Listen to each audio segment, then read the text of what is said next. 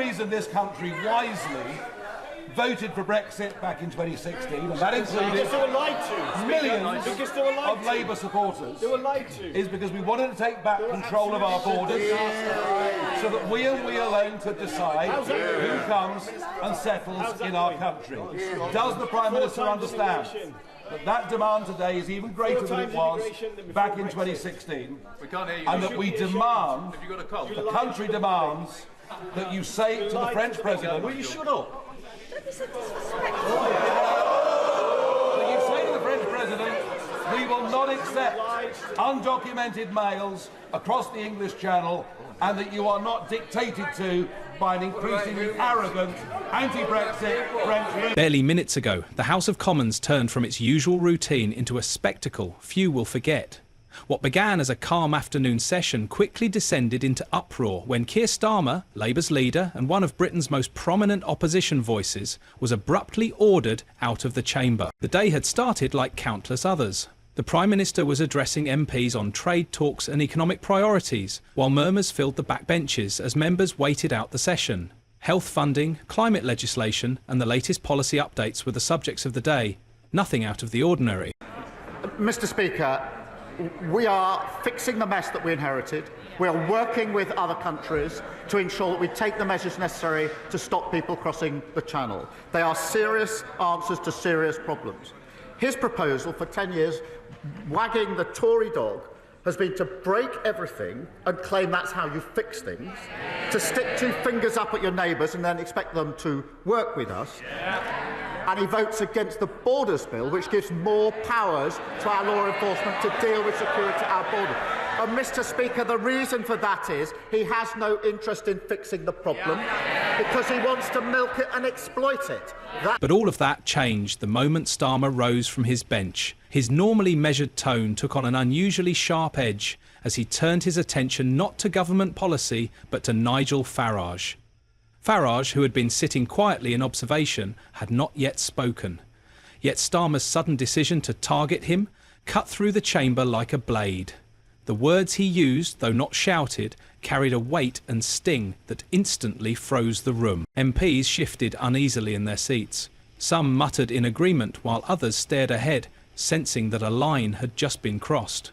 What followed would take the House from orderly debate to full-blown chaos in less than 5 minutes. The tension broke almost instantly. Starmer's remarks, laced with open disdain for Farage, sent a jolt through the chamber. Murmurs turned into scattered gasps as MPs processed what had just been said. The target of the attack, Nigel Farage, had been silent until that moment. But as the words landed, he rose from his corner seat, face flushed with anger, and the air in the Commons tightened. I think that has sort of really led to deterioration of trust in politics. Our successive Home Secretaries telling us crime is falling. You hear it every year. Crime is falling. So please don't worry your poor little heads. Well, that's because the crime survey for England and Wales is based on completely false data. If you look at police recorded crime, which is what we've done for our research all through this, you can see that actually there are some significant rises in crimes of all kinds, particularly crimes against the person. We're actually facing, in many parts of our country, nothing short of societal collapse.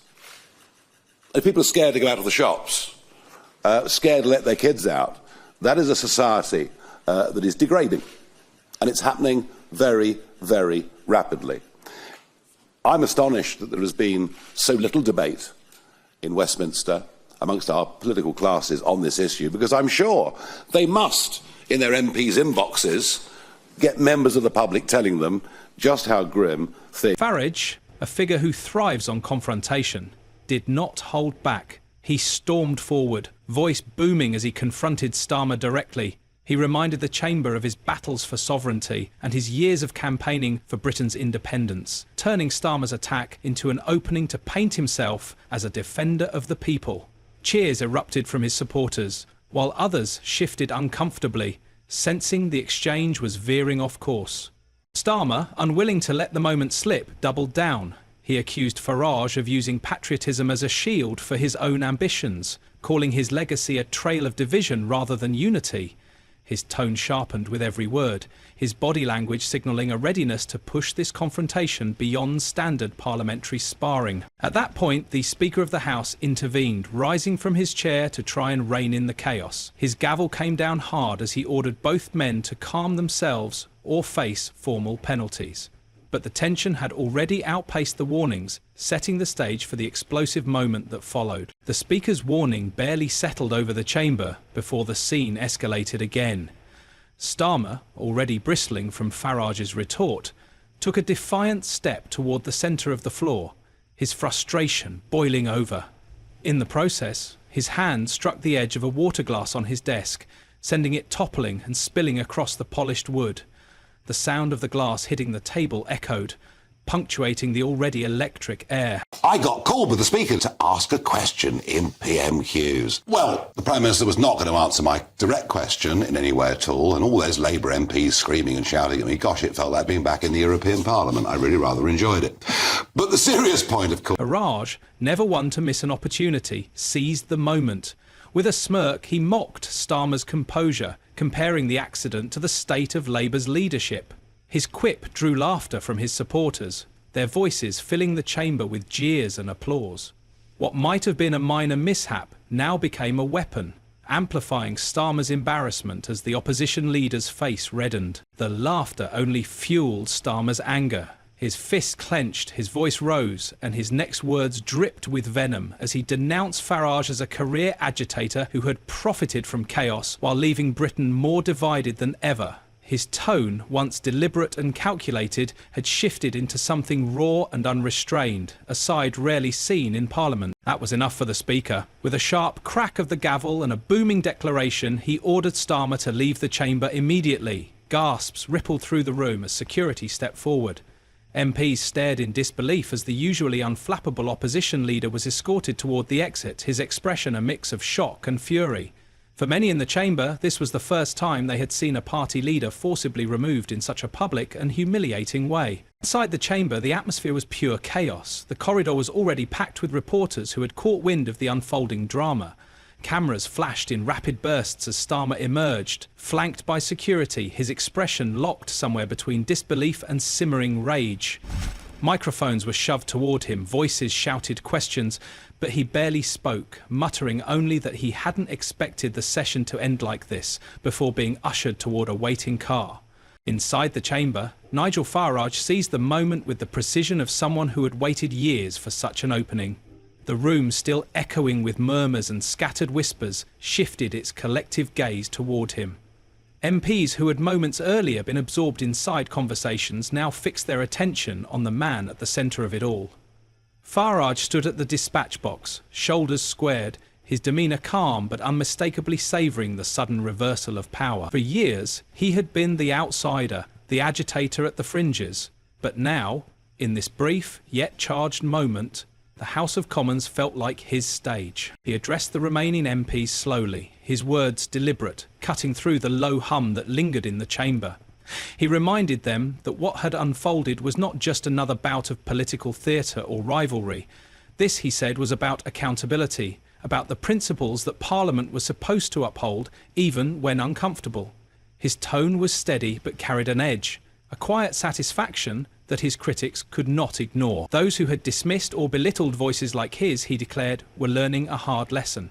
That no one, not even the opposition leader, was above reproach or untouchable in these halls. The reaction was instantaneous and divided. His allies erupted, pounding the green benches in a rhythmic display of approval, their cheers echoing like a victory chorus. Across the aisle, others sat rigid, their faces tight with unease as they exchanged wary glances. For them, this was not a simple reprimand or political victory. It felt like a breach in the traditional order, a moment when centuries-old decorum had cracked, leaving the Commons teetering on the edge of something unpredictable. The air was heavy, as if the building itself sensed the shift. Beyond Westminster's ancient walls, the chaos found its reflection on the streets. Outside, a swarm of news vans choked the narrow roads, their satellite dishes angled skyward as anchors breathlessly relayed every development. The scene was a frenzy of flashing lights, journalists jostling for position, and bystanders craning their necks for a glimpse of history in motion. Crowds of onlookers pressed against the barricades, phones raised high, their screens capturing the moment Starmer's car slid past under police escort. For many in that crowd, this was no longer a story about party lines or parliamentary debate.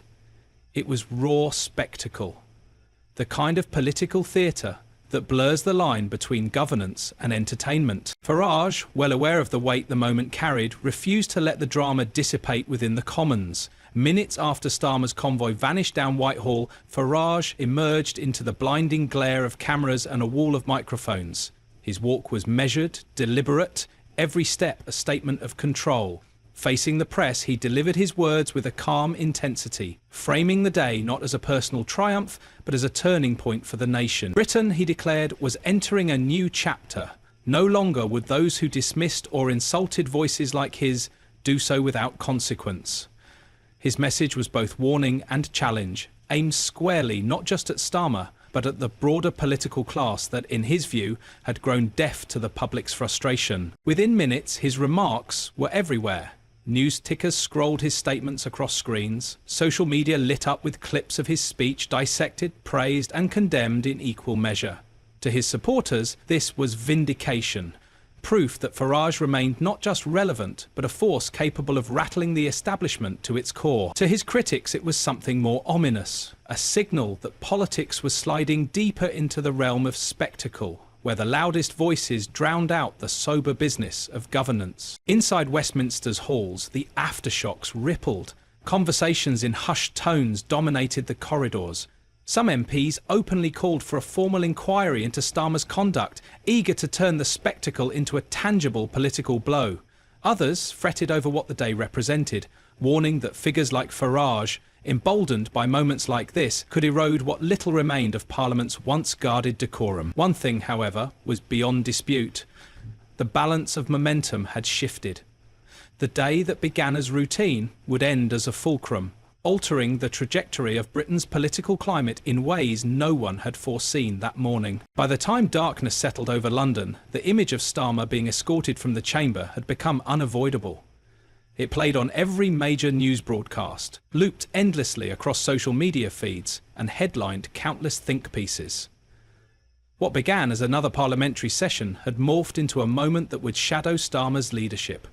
A humiliation played out before millions. For Farage, it was more than a single victory. It was the solidification of his image as the man who, for one explosive afternoon, toppled a titan in full public view. For Parliament, though, the day's events were not just a headline. They were a warning. This was no mere skirmish, no passing embarrassment. It was a flashpoint, a signal that the stability of Britain's political landscape had fractured. The Commons, long seen as the heart of order and debate, now stood as a stage for something more volatile, more combustible than in years past. And as both Starmer and Farage vowed to return to the floor in the coming days, Britain was left with a question lingering in the cold night air. Had the country just witnessed a single act of chaos, or the first tremor of a political storm about to engulf Westminster? If you want to keep up with every twist in this political storm, hit subscribe and turn on notifications so you don't miss the fallout. The next session in Parliament could be even more explosive, and we'll be covering every moment as it happens.